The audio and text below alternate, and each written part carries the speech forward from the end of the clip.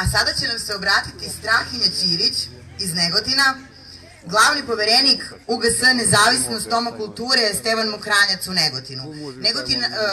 Strahinja, ja sam pod utiskom od Selenog govora. Strahinja, pridruži nam se, možda ćeš u toku govora i reći o svom slučaju. On je imao incident nakon 4-5 organizovanih protesta u Negotinu. On je bio napadnut i onako žestoko pretučen od nepoznatih počinioca. Taj slučaj i dalje nije razrešen, ali tako? I neće ni biti. Izvoli, Strahinja.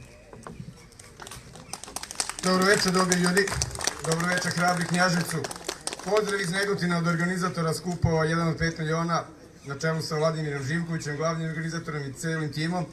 Na samom početku mogu obraćati zahvalnost vašoj sugrađanki, našoj dragoj sestri i prijateljici Jeleni Marinković, koja je otvorila prvi skup u Negotinu 7. marta. Aplauz za našu Jelenu. Hvala vam što ste i ove večeri izašli, što reče koleginica novinarka, a i koleginica glumica Smiljka, mislim ne moje koleginice, nego ja sam pravnik po struci, nije bitan broj. Bitno da ste vi ovde, ljudi koji znate zašto ste ovde, niko vas nije podmitio, potplatio, doveo, prisilio, neka vas bude i 5 puta manji, 10, ali samo vodite računa kada pobedimo, a pobedit ćemo sigurno, nemojte onda dozvoliti ono što smo doživjeli 2000. i 2001. Da se svi štakori, sve ulizice, svi beskičmenjaci prebače iz crvene bande u žutu, a sada, kako reče Selena, iz žuto je u naprednu, a sutra, ne daj Bože, u našu. Nemojte to nikada dozvoliti i ja sam u Negotinu rekao, kada bude 1000 ljudi u Negotinu, to će biti početak našeg kraja. Mi u Negotinu imamo broj koji imamo i možda će se povećati, treba za 100-200, ali ako dođe 1000-2000 posle pobjede, to će biti početak našeg kraja. Ne smemo to dozvoliti. Ja bih želeo da ovoga puta, pošto sam čovjek u kulturi, završio sam pravo u Beogradu, kažem par velikih neistina koje kruže deceniju, skoro deceniju Aleksandru Vučiću, a jedna od najvećih koje je širio i moj njegov profesor Sima Avramović, doskoročni dekan pravnog fakulteta, da je dotični najbolji student pravnog fakulteta. Kakva laž! Laž koju demantuje jedan od najvećih pravnih živih pravnika, profesor sada u penziji, Zoran Ivošević, inače čovjek koji je bio 23 godine sudija Vrhovnog suda Srbije, koji je bio i predsjednik Republičke komisije za polaganje doktorskih i magistarskih disertacija, pa ću vam reći nešto i ministru Nebojši Stefanoviću, njegovo je doktorski disertacije, ali ono što se tiče Vučića, kažite slobodno, a neka tuža koja je neistina, svima pričite da je Aleksandar Vučić 7 godina studirao i završio sa 9,34. To je taj najbolji, pod znacima navoda, student. To je taj student koji kao student 93. učestvujući u bombardovanju Sarajeva sa Pala biva preuzet kao poslanik od Šešelje fašističke stranke i koji nikad ništa u životu nije radio osim što je bio političar. Nema ni jedan jedini dan radnog staža.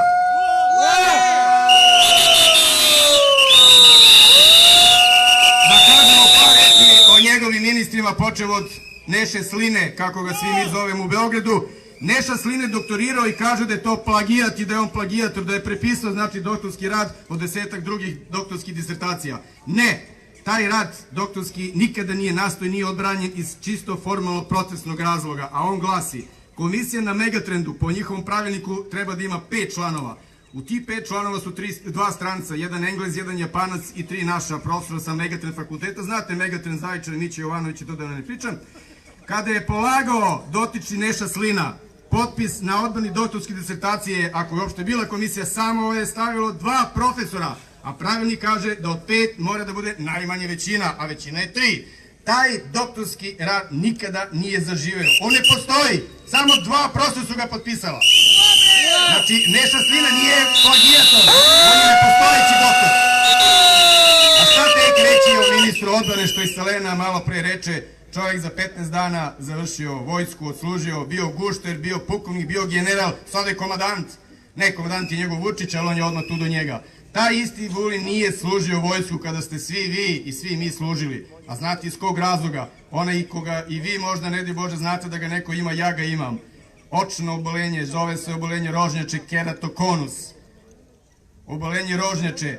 nije tačno da se od toga oslobađa od vojske. Ja sam ga imao u Nišu, sam išao na regrutaciju 17 godina na sve one preglede i pitan sam jel hoću ili neću, rekao sam hoću, da, ali ne možeš da budeš auto jedinica i ne smiješ da ideš u strelca, artiljerije, sve ovo, ali imaš problem sa vidom. I može da budeš sve drugo. I bio sam vezista i oslužio sam 15 dana vojnog roka u Kninu, a Vulin je pobegao. Pobeguje je sada ministar odbrane. Šta reći o ministru financija, dočerašnjem gradonačelniku, kompletnom idiotu, na čelu sa njim i Vesićem je srušena Sava Mala, za koju je Vučić rekao, otkriće se ko je taj kompletan idiot. Nije otkriveno. Ta ima agenciju koja ima 24 stana samo na Bugarskom primorju. Samo tamo 24 stanova. Koliko ih ima u Londonu, Parizu, Njujorku, Vašingtonu, da ne pričamo o tome. Šta reći o Zoranu Babiću, čovjeku koga nema šta da mi ne znamo ili znamo, budimo otvoreni, sasvim je jasno ako neko neće da da sa koridora puteva video snimak gde je ubijena Stanika, to je dokaz jasan da je Zoran Babić vozio automobil koji je ubio Staniku. On je ubica! I nemoj da se pravimo isto da ne znamo ko je ubio našeg brata Olivera Ivanovića. Pa on je, ako ste pratili njegov intervju iz decembra, rekao ko će ga ubiti. Samo rekao, nemojte ljudi ovo da pustite, nemojte. Milan Radojičić je taj koji mi priprema da mu ubije. Pa vidite li valjda ovu nesrećnicu od njegove takozvane žene Milene, šta ona mora sve da radi, da li namerno ili nenamenno, ali ona zna koju je ubio Olivera Ivanovića, kao što i mi znamo koju. Ubili su ga Radojičić i ona trojica što sedu u zatvoru u Prištini. Snimano se od američkog Pentagona, snimano se od ruske baze u Nišu. Tačno se zna pokrivanje svaki automobil, a taj automobil je praćen 7 dana dok je išao od Beograda do tamo. 4 dana zna se gde je bio na spavanju, gde su pili pića. Sve se zna ko je ubio Olivera Ivanovića. Ubila ga je srpska ruka, srpski nalogodavac. Aleksandar Vučić je sigurno to odobrio ako nije naložio. I nemoj da se lažemo, Aleksandar Vučić je nalogodavac ubistva Olivera Ivanovića. Ne zaboravite da na isti dan, 16. januara 2014. 3 godine ranije, ubijen Janićević Dimitrije, kum Olivera Ivanovića, koji isto drznuo se da se kandiduje sa svojom listom u ime Srba, a ne da sluša Vučić iz Beograda. Prihvatili su zakon šiptarske mafije, ubijaju svake godine u isti dan svoje neprijatelje. 16. januara ubili Janićevića, 16. januara 17. ubili Olivera Ivanovića. To je preuzet šiptarski zakon, a ne bi bilo iznenađenje, to će se baviti DNK analize i ostalo da i naš diktator od predsjednika možda ima i tekako šiptarskog porekla po jednom od roditelja. Utvrdit će se to, engleska tajna služba MI6 je tog pre ili posle otkriti gde je bio Fazli Osmani i gospođa majka od naših diktatora od 68. do 75. ko je s kim bio u vezi, a on je rođen 70. godine. I mnogo liči na tog čoveka, verujte, ako ste gledali, mnogo više na njega, liči njegov svog oca, Anđelka. Ja ću ovo završiti sa još jednim našim velikim ministrom Zoranom Đorđevićem, koji je bio ministar vojni, pa je sad ministar za socijalna, boračka i koja sve pitanja. Polupismen čovjek koji piše poeziju, došao je za ministra kao vozač, liči šofer i još po nešto usput, Jorgovanke Tabaković. Jorgovanka Tabaković ima svog intimnog prijatelja, sada za ministra, do pred 4 godine je bio njen lični vozač. Da li da idemo do ministra spoljnih poslova? U Africi i Aziji znate kakvi sve zemalje ima u sva poštovanja, ali verite, tamo nema ni u Africi ni u Aziji ni jednog ministra spoljnih poslova koji ne zna bar jedan strani jezik, a većina zna po 2. Naš ministar spoljnih poslova zna da peva Osmanagu na turskom. Inače je pevačica na svim skupovima, ali strani jezik nijedan ne zna. Bruka i sramota, zvana Ivica Dačić. Kada već pričamo ono što je Selena pričala, tog i takvog Ivicu Dačića je Boris Tadić prihvatio za svog najbolje prijatelja. Igrao je košarku sa njim, išao na slave, družio se kao najboljim prijateljem, što je bruka i sramota za Borisa Tadića. I trebalo je bude stid da se sada traži vratiti u Demokratsku stranku. Demokratska stranka Borisa Tadića i Dušana Petrovića nikada ne treba da primi nazad, jer oni su nama navukli ovo zlo zvano fašizam. Oni! Da nisu onako vodili kadrovsku politiku i ono ekonomski, politički nam radili, nikada ovaj fašizam ne bi došao ovde. A da jeste fašizam, i time završavam, je sljedeći dokaz. Oni nazivaju Boška Obradovića da je fašista, ljotićec, ovo je da su tajkuni, lopovi i tako dalje. Znate već, tajkuni, lopovi idu u zatvor ako su lopovi, ako je oko 500 miliona hapsi, brate. Ovo je ako je fašista, u Ustavu piše ko širi rasnu, versku, nacionalnu, bilo koju mržnju, teško krivično delo, zato najmanje od 3 do 5 godina. Fašista je Vučić, koji je pre 2 dana Apelacioni sud u Novom Sadu oslobodio Firera, malog Firera, veliki Firer je naravno Vučić, Goran Davidović zvani Firer, Čovek koji je pre 4 godine razbio glave antifašistima, koji je govorio Srbija samo Srbima i Srbije treba proterati sve koji nisu Srbi. Taj i takav je od Aleksandra Vučića oslobođen na drugostepenom apelacijnom sudu. Vučić je fašista! Smrt fašizmu! Sloboda Knjaževcu! Sloboda Srbiji!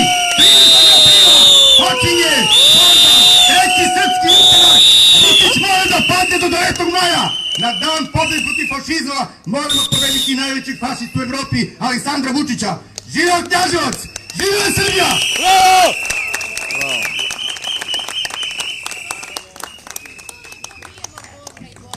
Evo, Strahinja dovikuju bravo, bravo, stvarno bravo i hvala na ovom divnom govoru. Još jedna slučajnost, koincidencija, šta li je govornik koji je sada govorio, ja sam bila počasni gost na njihovom prvom skupu u Negotinu, opet, eto, nadam se da si ti večeras zatvorio ove proteste kod nas u Knjaževcu, da će u subotu ili nedelju onda padne. Gotov je. Gotov je!